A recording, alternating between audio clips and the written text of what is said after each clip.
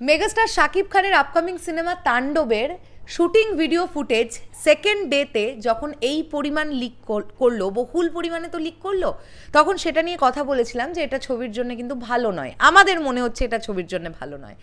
সেটা যেমন বলেছি, তাহলে এটাও বলা উচিত গতকালের ডেটেও কিন্তু শুটিং ছিল, কিন্তু কোনো রকম ফুটেজ কিন্তু সোশ্যাল মিডিয়ায় আসেনি, এটাও বলতে হবে।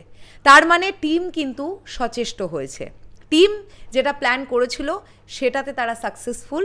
অর্থাৎ কোনো সাধারণ জনতা মোবাইলে দৃশ্য ধারণ করতে পারেনি কোনো ফুটেজের, এটা হওয়াটা খুব জরুরি ছিল। হ্যালো আমার সাকিবিয়ান ভাইরা বোনেরা, চলে এলাম আরও একটা নতুন ভিডিও নিয়ে। আশা করছি তোমরা সকলে খুব ভালো আছো। তোমরা নিজেরাই বলো তো, যে রোম্যান্টিক গানটার শুটিং ভিডিও এত পরিমাণ ভাইরাল হলো সোশ্যাল মিডিয়ায়, আমরা কতগুলো সিকোয়েন্স দেখে ফেলতে পেরেছি। আজকেও তো আমি একটা এক্সট্রা সিকোয়েন্স দেখেছি সোশ্যাল মিডিয়া ঘাঁটতে ঘাঁটতে, যেটা আমি গত দুদিনে দেখিনি, আজকে সকালে আমার চোখে পড়েছে। কিন্তু সেটা কিন্তু গতকালের নেওয়া ভিডিও নয়, প্রথম দিনকার নেওয়া বা দ্বিতীয় দিনকার নেওয়া ভিডিও। গতকাল কিন্তু কোনো রকমের কোনো ফুটেজ কিচ্ছু সোশ্যাল মিডিয়ায় অ্যাভেলেবেল হয়নি, এটা চরম পজিটিভ একটা দিক। প্রথম দিন ওই রকম ক্রেজ দেখার পরে টিম যদি দ্বিতীয় দিনেই এই ব্যাপারটা করে ফেলতে পারতো, এই সিকিউরিটিটা করে ফেলতে পারতো, তাহলে সেকেন্ড ডেতে ওই রকম হুড়মুড়িয়ে নানান রকমের দৃশ্য ভাইরাল হতো না সোশ্যাল মিডিয়ায়।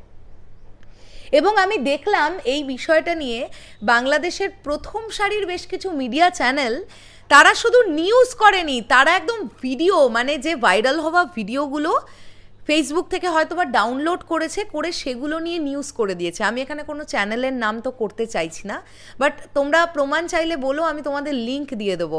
বাংলাদেশের প্রথম সারির মিডিয়া চ্যানেল, একদম নিউজ পোর্টাল, তারা ভিডিও আকারে নিউজ করেছে সেই ফুটেজগুলো দিয়ে দিয়ে, যে এরকম তাণ্ডবের শুটিং লিক হয়েছে, রোম্যান্টিক গানের দৃশ্য লিক হয়েছে, এই এই এই এই ইত্যাদি ইত্যাদি। দেখো, আমি সবসময়ের জন্য একটা জিনিস মনে করি, একজন নির্মাতার কিন্তু অনেকটা স্বপ্ন থাকে একটা ছবিকে ঘিরে। আর যখন রায়হান রফি নিজে এর আগের ইন্টারভিউগুলোতে বলেছেন যে তাণ্ডব কিন্তু তুফানের চাইতেও বড় কিছু হবে, তাহলে আমাদের কিন্তু আস্থা রাখা উচিত ডিরেক্টরের ওপরে। এরকম কিছু পাবলিক আছে যারা তো বরবাদের আগে মেহেদী হাসান হৃদয়কে ট্রাস্ট করতে পারছিল না।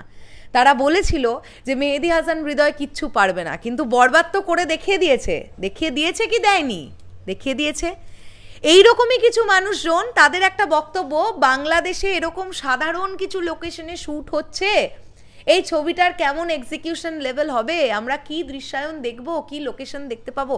তাদের উদ্দেশ্যে বলি, একজন ডিরেক্টর যখন ডিরেকশন দেন, একজন গল্প লেখক যখন গল্পটা লেখেন, তখন সেই গল্পের চরিত্রটা কীরকম, তিনি কি কি করেন, তিনি কোন জায়গা থেকে বিলং করেন, তার চরিত্রের বৈশিষ্ট্য কী কী, সব কিছুর ওপর ডিপেন্ড করে সেই মানুষটা কোথায় থাকে।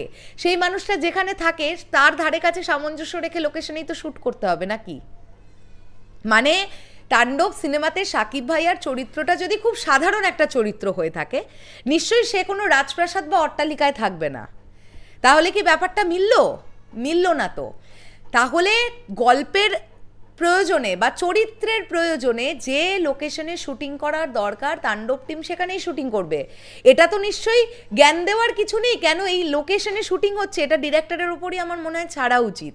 সিনেমাটা খারাপ লাগলে তখন আমরা বলবো, সেটা আমাদের বলার রাইট আছে, বাট তার আগে কিছু বলার রাইট নেই যে কেন এই ধরনের লোকেশনে শ্যুট হচ্ছে। গল্প ডিম্যান্ড করবে যে লোকেশন, সেই লোকেশনেই শ্যুট হবে।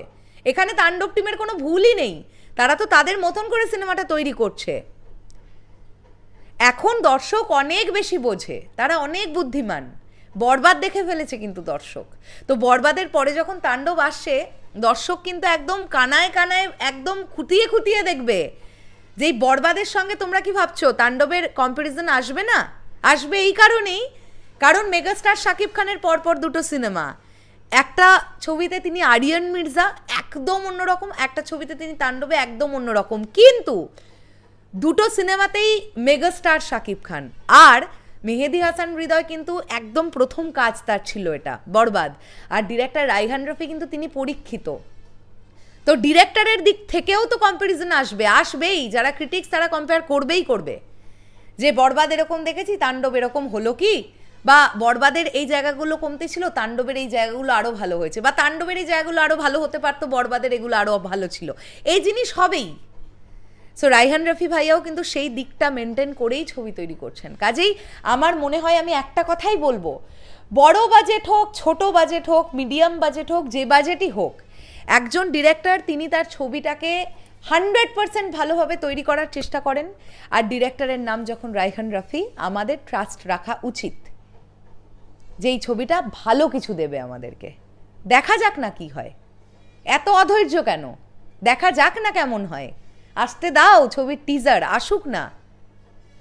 শেষ করলাম ভিডিওটা, দেখা হচ্ছে আবার খুব শিগগিরই নতুন কোনো ভিডিও নিয়ে। তোমাদের কি বক্তব্য পুরো বিষয়টাকে নিয়ে কমেন্ট করে জানিও। তাহলে এখনের জন্যে টাটা।